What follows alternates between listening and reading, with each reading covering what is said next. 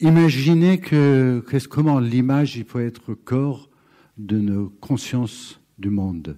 Et imaginez qu'il y a 50 ans de ça, un petit garçon de 13 ans, il veut changer le monde, en bien évidemment, et il cherche un moyen de s'exprimer, d'expliquer au monde ce qu'il voit, et cet enfant de 13 ans, il trouve la photographie comme médium.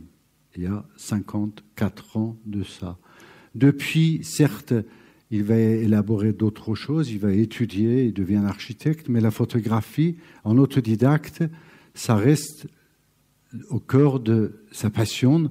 Et finalement, la seule chose qu'il veut faire, c'est montrer la réalité. Comme vous voyez, de cadrer une partie de la réalité sans intervenir et montrer aux gens. Pour cela, il se met en route depuis 40 ans à la recherche de ce qui est la vérité, ce qui est la relation humaine, et chaque fois en utilisant l'appareil photographique, l'image comme l'histoire. Pour parvenir à ça, un des moyens, c'est de créer des liens entre les êtres humains, créer des liens entre l'humanité et à travers le regard. Le regard, les yeux sont les fenêtres de l'âme, et il faut essayer juste d'arriver à un moment où on peut créer ce lien dans le regard des individus. Et chemin faisant sur les routes, et il rencontre aussi combien la vie est pleine de hauts et bas, mais la vie aussi pleine de souffrances. Et il rencontre des réfugiés, il rencontre des gens qui fuient une histoire qui arrive quelque part chez eux et qui sont obligés de partir et se réfugier ailleurs. Il va aussi passer beaucoup de temps dans les zones de guerre et conflits. Récemment, surtout en Kurdistan irakien, où l'État islamique ou Daesh, ils ont complètement anéanti tout un groupe de gens, des Yazidis et autres, et les villes complètement détruites, et expliquant que finalement, c'est en voyant ces images, c'est en voyant la condition humaine qu'on peut commencer à comprendre et avoir une conscience du monde. Parce que tant qu'on n'a pas une conscience du monde, on n'arrivera pas à le changer.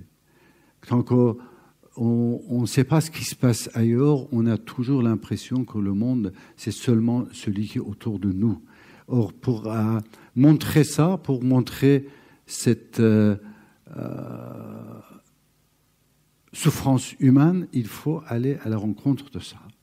Et ça se passe aussi bien dans les guerres, mais aussi comme exemple quand il rencontre toutes ces femmes ou ces filles yazidis qui étaient kidnappées par l'État islamique, par Daesh, et emmenées comme esclaves sexuels pendant longtemps. Et finalement, ceux qui en reviennent, quelque part, ils racontent leurs histoires. Certains aussi que finalement, ils prennent des armes pour se défendre, pour défendre ceux qu'ils ont vécu, ça. Les guerres et le conflit, c'est pas seulement destruction des êtres humains ou des bâtiments, ça aussi affecte la planète en entier. Ce qui se passe dans la guerre, c'est la souffrance qui passe dans la guerre. Nous voyons seulement le côté de celui qui reste iceberg, qui est la destruction des bâtiments, des êtres humains, des animaux, mais la vraie destruction des guerres et conflits et désastres, c'est traumatisme créé dans l'ensemble de l'univers. Ce traumatisme qui est créé dans l'ensemble de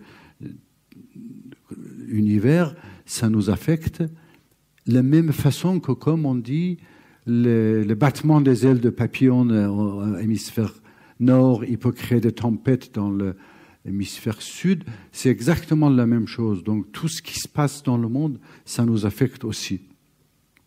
Évidemment, la famine, c'est une de ces plaies de notre civilisation actuelle, parce que nous savons que nous pourrons éradiquer, parce que nous savons que c'est possible, avec les moyens que nous avons, d'éradiquer ce genre de souffrance humaine. Mais encore, pour aller dans cette direction, il faut les voir, il faut les connaître. Parce que tant qu'on ne connaît pas quelque chose, on ne va pas vers ça. Tant qu'on ne connaît pas quelque chose, on ne va pas essayer de le comprendre et de le changer. Donc, mais le monde n'est pas seulement la souffrance humaine, c'est un mélange, c'est comme quotidien, c'est dans notre vie, c'est presque un mélange entre la joie et la souffrance continuellement. Et c'est ça aussi qui existe dans notre vie. C'est ça aussi que moi, en tant que photographe, dans ces moments, j'essaie de montrer aussi qu'il y a aussi la plus importante qui existe dans le monde, qui est la beauté. Cette beauté, ça peut être aussi sous différentes formes. Ça peut être dans le regard d'un homme comme Massoud, un moment qui est en train de réfléchir à l'avenir du pays, ou dans un paysage, en Camargue, et on peut trouver aussi la beauté. Parce que on peut défendre quelque chose qu'on aime.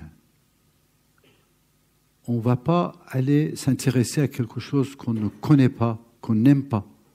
Et c'est de là où ce travail, où l'image, ça peut devenir une vraie conscience du monde, de nous montrer le côté de la joie et la souffrance de l'humanité.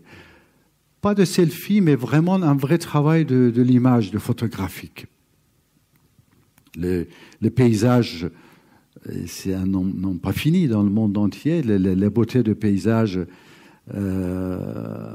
partout. Récemment, j'étais tombé dans une vallée de Kurdistan irakien sur cet arbre magnifique qui est amoureux d'un rocher.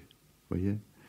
Et c'est extraordinaire de voir comment cette liane existe. Je suis retourné pendant 4 saisons et finalement, je voyais comment la relation entre cet arbre et le rocher était une vraie relation unique. Enfin, il se caressait, il avait une relation extraordinaire. Mais malheureusement, l'humanité, nous sommes en train de l'autre côté aussi, pour les différentes raisons, en train d'anéantir notre planète. Et là, c'est ce qui est le plus visible, où on jette les poubelles, il faut ramasser, mais de plus en plus, on voit le monde de remplir de ça. Mais le plus important et qui est en train d'anéantir notre planète, c'est évidemment l'énergie fossile. Pendant 40 ans que je me suis intéressé à tous les conflits du monde, je me suis aussi intéressé à la beauté de l'humanité, je me suis aussi intéressé quelles sont les raisons de ces guerres. Et 80% des raisons de guerre d'aujourd'hui, c'est l'énergie fossile. Et c'est ça qui est en train d'anéantir notre planète. Comme on dit, oil and blood, ils vont ensemble, et on le voit très bien ici, hein, vraiment, oil and blood, c'est une très grande champ de pétrolier au nord de la mer Caspienne, dans la ville de Kazakhstan, où les océans entiers, les mers entières qui sont complètement pris par cette quantité énorme de pétrole et de l'huile qui est rentrée dans les eaux de l'océan, dans les zones phréatiques, et en train de complètement mettre en poison dans notre planète. De telle façon que même ils nous envoient des messages. Quand je photographie le mouvement des vagues d'une mer avec les huiles d'un seul coup, comme vous voyez ici, à le visage d'un monstre qui montre, pour nous avertir que, attention, en face de vous, vous avez un monstre. Il y a des milliers de gens aujourd'hui qui vivent de ce qui est la poubelle du monde. Et ils sont nés sur cet endroit, ils continuent à vivre. Et après, des fois, vous trouvez la manne d'un ouvrier paysan égyptien dans un champ de canne à sucre qui vous appelle. Et quand vous allez le voir, il dit, vous savez, je suis étudiant d'université d'agriculture de Caire et je viens tous les étés travailler ici pour comprendre la terre. Et ça aussi, c'est cette liane qui existe entre la terre et les sciences qui est intéressante de comprendre. Dans ces recherches de l'humanité, dans ces recherches de conditions humaines, vous rencontrez aussi des êtres humains, des enfants, des grandes, qui vivent les situations et les souffrances qui existent sur la Terre, mais aussi des fois, ils peuvent devenir, avec un mot, avec un geste, un maître à penser. Je me trouve devant ce garçon, il y a une vingtaine d'années, dans un village en Afghanistan, où le village est complètement détruit par les bombardements des aviations russes. Il n'y a plus rien, les canaux d'irrigation ils sont disparus, les arbres tous ils ont été arrachés, il y a tous les champs ils sont pleins de mines et autres, et les enfants à l'école, comme nous avons tous fait à un moment, ils sortent avec le petit grain qu'ils ont fait pousser dans l'école, et il est en train d'aller à la maison dans ce paysage complètement désastre. Et quand je le photographie, la fierté qu'il a dans son regard, ça m'interpelle. Et comme je parle leur langue, je lui demande « Que veux-tu en faire ?» Et sa réponse, ça devient comme un grand philosophe qui vous donne la vie, qui vous montre comment il faut être dans la vie. Il me regarde et il dit « Mais je vais en faire un arbre. » Et cette phrase de « je vais en faire un arbre » de cet enfant, ça devient quelque chose d'important dans la vie de nous, c'est de créer des arbres, de faire des arbres, de tous nos projets, de tout ce que nous faisons. De telle façon que finalement, l'ensemble de tout ce que je viens de dire, l'utilisation de l'image, pourquoi l'image? Il y a 50 ans, ce petit garçon de 13 ans, il croyait que c'est important, parce que notre civilisation, il est rentré dans une nouvelle phase. Notre civilisation, il est rentré dans une phase où l'image devient un langage universel. Nous sommes en train d'inventer un nouvel alphabet, comme vous voyez ici, après ce qui était il y a 5000 ans au temps de l'Égyptien. Maintenant, nous sommes en train d'inventer une nouvelle forme de langage parce qu'on est en train de parler au monde entier. Parce que d'ici quelques décennies, on va être obligé de parler au monde entier. Et une langue, parler ou écrire, ça ne suffit pas. Il faut une nouvelle langue. Et la nouvelle langue, c'est l'image. Et c'est cette image qui est en train de nous montrer la réalité du monde. C'est cette image qui est en train de nous faire emmener et comprendre ce qui se passe dans le monde. Évidemment, en dehors de mon travail photographe, je m'intéresse aussi à la transmission, à la formation, de dire que et les gens qui sont en train de vivre une histoire, ils peuvent raconter leurs histoires aussi. Il faut qu'on voit à travers leur regard quelle est l'histoire. Donc, je me mets comme prof, comme formateur, comme éducateur. Je vais dans le camp de réfugiés, comme ici c'est le cas d'un camp de réfugiés des enfants syriens en Kurdistan, former les enfants qui deviennent le reporter de leurs histoires. Pas seulement pour qu'ils juste aient un appareil photo et faire des photos, mais parce qu'ils nous racontent leurs histoires. Parce qu'ils deviennent des storytellers of their stories. Ils prennent en main leur destin. Ils passent de victimes passifs à acteurs de leur destin.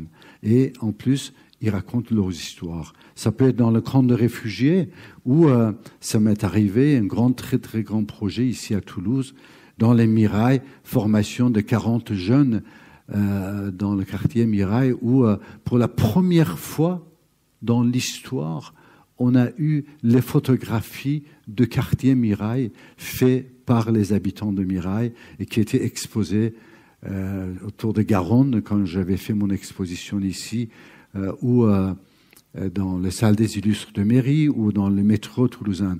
Et chaque fois que je crée ce genre de projet de formation dans les camps, dans les banlieues du monde ou dans les zones de guerre, c'est toujours dans une idée de montrer au monde entier de comment ça se passe. Un autre moyen d'emmener la photographie au cœur d'une conscience du monde, ce que je fais, c'est lancer des concours photographiques pour les enfants sur le thème écologique, comme celui-là, plusieurs milliers d'enfants dans le monde, ils ont participé à ce côté « I love nature, I fear pollution ». C'est une moyen d'emmener les enfants à participer et aller voir ce qui est la beauté de l'humanité, ce qui est la pollution. C'est un seul moyen de le faire former. On ne peut pas arriver dans la classe et montrer ce qui se passe juste à un système scientifique. Il faut créer des différents moyens de jeu, et ça, c'est une des moyens que les enfants peuvent s'intéresser aux thèmes qui nous intéressent. I love nature, I fear pollution. Regardez ce qu'ils font, le travail que ces enfants à 8 ans, 14 ans, ils ont produit. Comme je disais, ensuite, le travail de ces enfants, de ces jeunes des banlieues, des camps de réfugiés, avec mon travail photographique, je les expose dans le monde entier. Dans les endroits comme ici, le Quai de Seine, il y a eu plusieurs 460 expositions que je fais depuis une quarantaine d'années dans le monde entier en utilisant ce genre de liens, ce genre de relations, parce que plus de 50% de connaissances humaines, nous avons la possibilité de transmettre par l'image et par la photographie. Il n'y a pas un seul métier au monde aujourd'hui qui peut dire « moi, je peux me passer de photos, je peux ne pas utiliser l'image ». Tout ce qu'on fait, tous les métiers du monde aujourd'hui, nous avons besoin de l'image. Et ce que j'essaye de faire depuis ces 50 ans, depuis cet âge de cet enfant de 13 ans jusqu'à aujourd'hui, c'est apprendre cette langue et le transmettre aux autres. Parce que transmettre, c'est une autre moyen aussi. Différemment, voilà, pour transmettre, on peut utiliser les journaux, les magazines, comme celle que vous voyez. Il n'y a que des êtres humains, enfin, mon travail. Ou à travers d'autres médias du monde, ou en créant des livres. Donc, tous les moyens sont bons, les expositions, les conférences, pour montrer, parce qu'il n'y a pas d'une autre planète. Il n'y a pas, et c'est notre responsabilité en entier pour faire ça. Et pour arriver à sauver l'humanité, sauver la planète, l'art, c'est une des solutions. Je suis persuadé que l'art peut devenir, pour sauver le monde, si on ajoutait un peu de ça pour que devienne dans le cœur de l'humanité. Merci beaucoup. Merci beaucoup.